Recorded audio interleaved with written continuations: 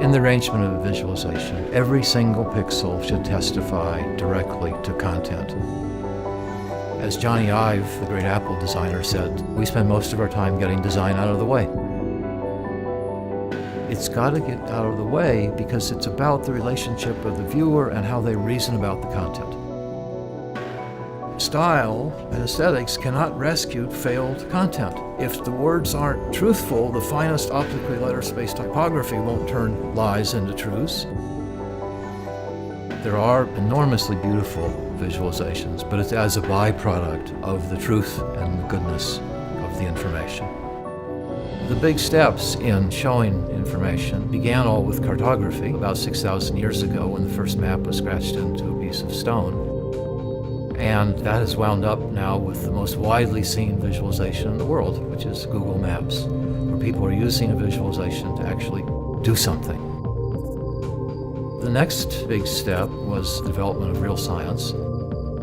Galileo got his telescope going. He saw things that had never been seen before. He made beautiful drawings of sunspots, and he watched the sun for about 40 days. And he did engravings of the sunspots, so he visualized what he saw. And so the history of visualizing data is very substantially a history of science.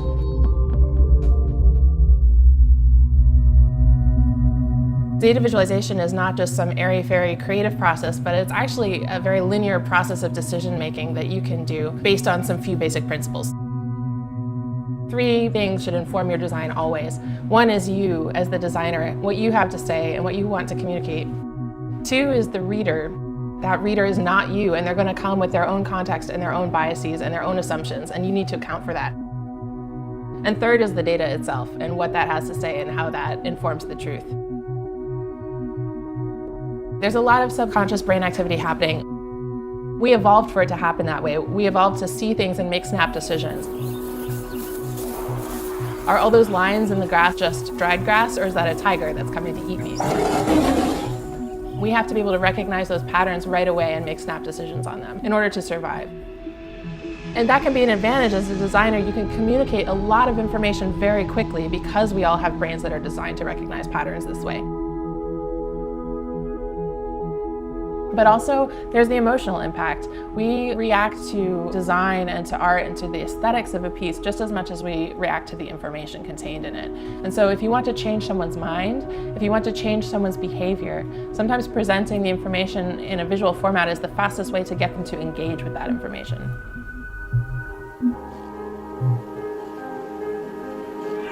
Truth is one of those ambiguous things that you can't really define and probably changes and evolves the more understanding you have.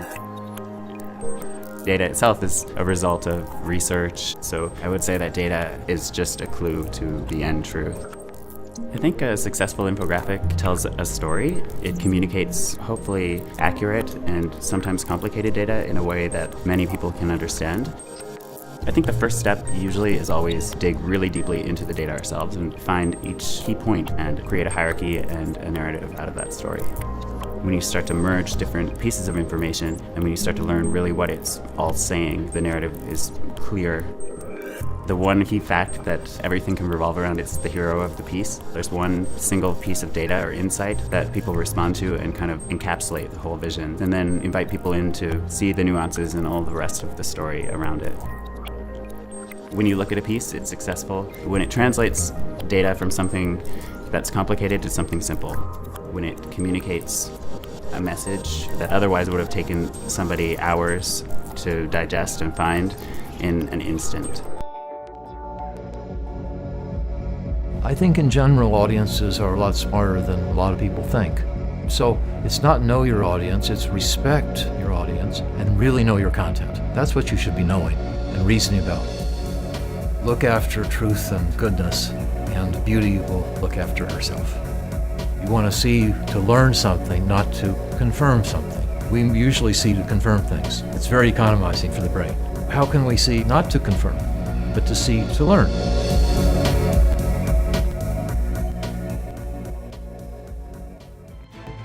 What makes good data visualization?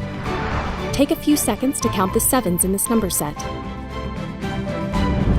How many were there? Not sure? Now try. A simple color change makes comprehension almost instant.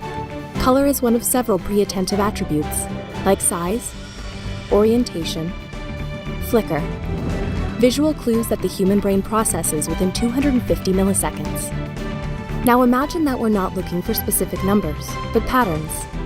We can use color to show correlation, size to show quantity, or orientation to show trends. And not just data. The power of design can be used to better communicate all sorts of information.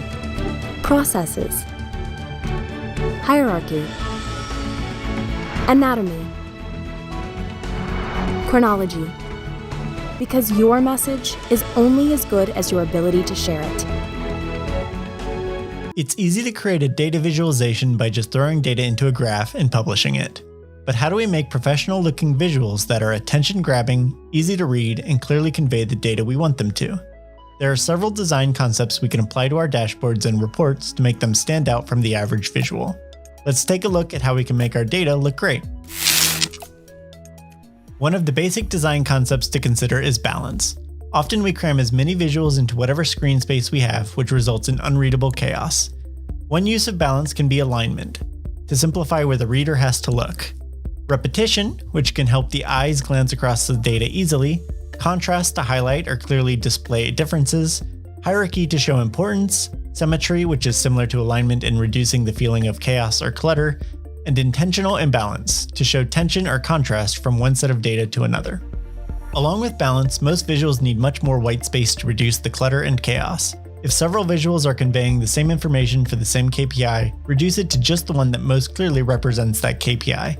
Try to limit each screen to focus on a specific topic, and use interactions to drill into deeper or adjacent data. Our brains love patterns. We always look for them and then use them to speed up our understanding of what we're looking at.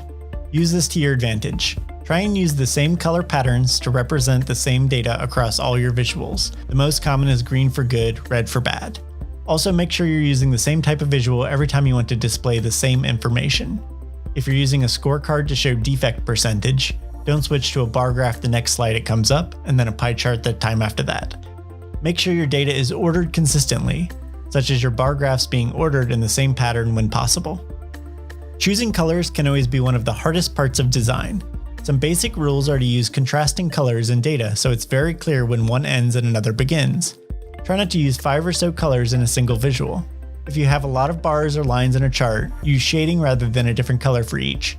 Consider reserving color differences to highlight the extremes of data. So what about text? How much should we put in our visuals? The goal is just enough to guide the user through the data, but not so much it complicates it, or demands more attention than the data. When it comes to fonts, don't use too many. Try to stick to 2 at the most, and make sure they are easy to read. Be sure to always label your axes, including units if there are any. Beyond that, add clear and concise text where a user might need more information. Be aware that our eyes will focus on the text first, so don't put text where it will draw the focal point away from key information. When possible, put labels directly on the lines, bars, or data instead of off to the side. And last is making sure our visuals are clear themselves.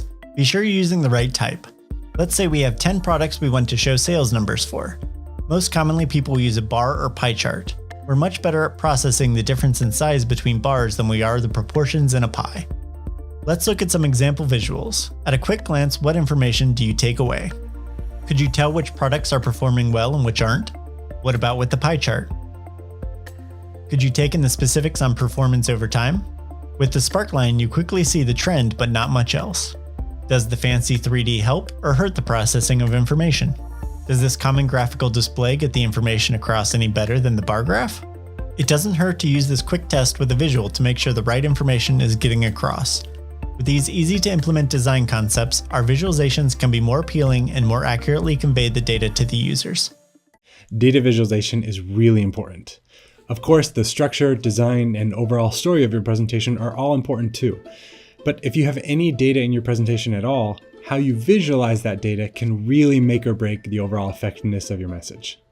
Let's take this chart as an example. It shows tree sales over the last few years for a local tree nursery, but it's unclear what they're really trying to tell me. Compare that instead with this second chart, which shows the exact same data, but the message is much more clear. Amidst lackluster sales for most tree species, sales of Kwanzan cherry, this green line right here, have grown steadily since 2020. This might not seem like much, but the difference between these two charts is really important. They both show the exact same set of data, but in the first chart, there's no clear message, whereas in the second chart, the message is clear and easy to understand. Let's talk about design best practices. Now, there's a lot of different things I could talk about here, but I'm going to boil it down into two key ideas. The first is to make sure your message is clear. You have an overall message that you want to communicate, make sure that message comes through very clearly in the chart itself. And there's a few different ways you can do that. Let's revisit this chart from McKinsey. Remember, it's just a simple bar chart, comparing these different trends against each other. But they do a few different things to call attention to the message of the chart, which is that these three trends, disruptive technology, economy, and geopolitics, are going to be the most important trends to act on in 2023. The first thing is they have a clear title, and this is the easiest and most important thing you can do for effective communication. Have a clear title that explicitly communicates the message you're trying to tell the audience. The other thing they've done is they've highlighted the bars themselves, drawing attention to them as the most important trends. And of course, they've ranked these trends in order to make it that much easier. These are subtle things, but they have a huge impact in the overall clarity of your message. Figure out what your message is and find a way to communicate that clearly. There are a few other things they could have done. They could have put a box around these bars, maybe an arrow, some additional text right here. All of these are ways you can draw attention to your message, which again, is really important. Another really important principle of good chart design is removing the clutter from your chart. You'd be surprised how many things you can take away from your chart that really don't matter to the overall message or to the data itself. Here's an example from The Economist that highlights this really well. The title itself is really simple. The subtitle and explanation also very simple and clear, but notice how there's not even any axes on this chart. There's no data labels right here to clutter the message. All it is are the categories, labels in the bars themselves, and notice also that they only use one color for this chart. All of those things are a deliberate effort to help you focus on the actual data and not on anything else. So really good chart design comes down to two things. Emphasize your message in the chart and remove the clutter from your chart. And if you can do those two things and do them really well, your charts are going to look a whole lot better.